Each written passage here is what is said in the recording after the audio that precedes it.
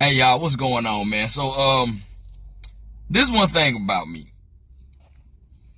If you ain't up on your P's and Q's when it come to history and old school hip hop, especially if it's West Coast and down South hip hop, you don't need to debate me. Cause boy, it's like almost said on the wire, you come for the king, you best not miss. So, quick little story. I got invited to a holiday party. Now everybody's telling who they going as a holiday party. A couple of my coworkers, it's an office party. So a couple of my coworkers, they told me who they was going. I told them who I'm going as, and it's a character from a early 90's hood movie, and you probably already know who it is. So they always was like, so they kind of look like basically you going as how you know I'm dressed. I mean, be honest with y'all, I picked it because one, I'm cheap. And all I had to really do was just get a couple of things, like 2 items, to make my costume. But yeah, that's the only way I got. Not because I'm in love with the West Coast. I pretty much gave y'all another giveaway of who I'm going on as Halloween. Just, I'm cheap. That's the main thing. So, a couple of my coworkers, they said, well, we kind of already knew this. We was talking about it, and my coworkers had asked me, they like, why are you from the South? Well, why do you love West Coast hip hop so much? Like GFunk, specific is GFunk I like. And I said, well, I really like GFunk because it's smooth, it's laid back. I said, man, Southern rap and East Coast rap, when I was coming up, motherfuckers was always angry, they was violent. Then my female coworker that's there, and this ain't no shade to either one of them, just a healthy diatribe. She was like, but West Coast rap, like always talking violently, this, that, and the third. I said, no, that's gangster rap.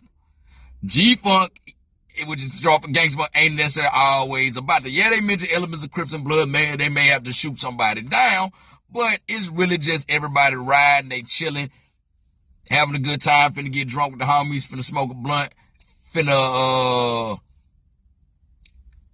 smash a chick, and then we finna go and do it all over again tomorrow. They were telling me, oh no, that's all West Coast. I said, no, that's G-Funk and that's gangster rap. Which like, well, didn't it get popularized on the West Coast? I'm like, it got popularized on the West Coast, but it didn't get started on the West Coast. Cause he said NWA, which if you know what you know, NWA was not the first to do gangster rap. They the first to popularize it. Matter of fact, they weren't even the first on the West Coast to really do it. Cause Ice-T, y'all know Finn from Law and Order, who been on there for like umpteen thousand seasons. He actually was the first. Number one song that really got popular was his song 6 in the Morning. But before him, it wasn't even a West Coast dude. It was a dude from Philadelphia, like 1985, named Schoolie D, PSK, Parkside Killer. And matter of fact, he's also credited with having one of the first high top fades. So, but I digress.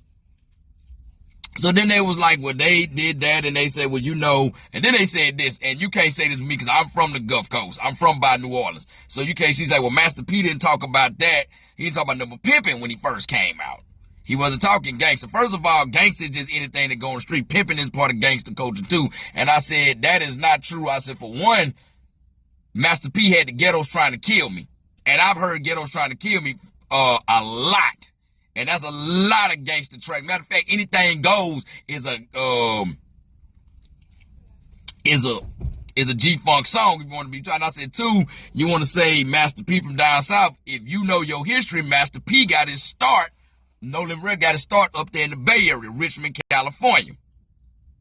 And then I had to school both of them. I said, G-Funk ain't necessarily just mean down south, because they've had a lot of G-Funk. And y'all heard me say this before. Will Smith's Summertime is actually G-Funk. So is Biggie's Big Papa, and of course Biggie's going back to Cali. And they looked at me, rolled their eyes, but then I said, hey, they got other G-Funk. I said, like UGK is actually G-Funk. And then the person got mad because they from Texas. She from Texas. And she said, oh no, you ain't gonna say that, put that on UGK. I said, they literally got a song called Front, Back, and Side to Side. They rapping about what's going on with a 6'4" Impala that's on hydraulics, aka them switches. which a 6-4 being on bouncing up and down on the switches. That is the main ingredient of a G-Funk song. She's like, but nah, you're not gonna say that and say that. And I said, so if they not G-Funk, answer me this. Why in the fuck was Pocket Full of Stones on the Minister Society soundtrack, which takes place in L.A., Watts, Jordan Downs, Grape Street, Crip territory? You know? As a matter of fact, I even mentioned Scarface. I said Scarface got a couple of stuff that's G-Funk. Street Life, and one of them is actually considered one of the top G-Funk songs. That's I Seen a Man Die.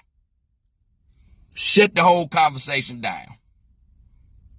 That's what I'm telling you. If you ain't well versed on old school 90s rap, don't you come fucking with me. It's not gonna end well. This is something and I'm not just saying I discovered it. Two of my brothers graduated from high school in 1993, 1994. I was there to see all that. I was there watching Boys in the Hood when it first came out. I was there watching New Jack City when it first came out. I was there watching South Central. Y'all might as well know it as OG Bobby Johnson. I saw Juice when it first came out. I saw House Party when it first came out.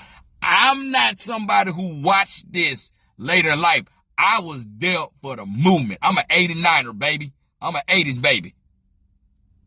So, and there's nothing against them. I ain't trying to put them on the spot. It was just a healthy diatribe. I thought it was funny and stuff like that. But this is my thing, man. You gonna come debate me about hip-hop, it better be past 2010.